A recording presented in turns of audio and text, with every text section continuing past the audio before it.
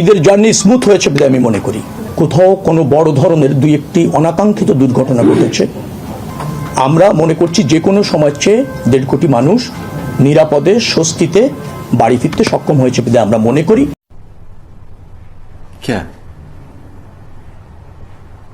क्या बात कर रहे हैं? তার মানে আমার প্রশ্ন হলো যে আর কত লোক মারা গেলে তিনি অস্বস্তি বোধ করবেন, এবং এই যে দৌলতদিয়ায় এত মর্মান্তিকভাবে লোক মারা গেল, সেখানে সড়ক মন্ত্রী গেলেন না।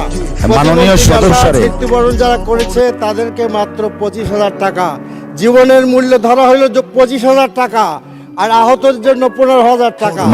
এখন আমার প্রশ্ন হলো যে এইরকম একটি কন্টেক্সটে উনি বিবৃতি দিলেন, কারণ সড়ক মন্ত্রী কি এ ব্যাপারে আমরা যে ওয়েস্ট মিনিস্টার ফলো করি, ব্রিটেন হইলে তো তিনি পদত্যাগ করতেন। তিনি এরকম করে চিন্তা করবেন কিনা, তিনি কোনো চিন্তা করবেন কিনা? মাননীয় সদস্য, আপনাকে ধন্যবাদ। I can teach that bitch my language like Rosetta Stone.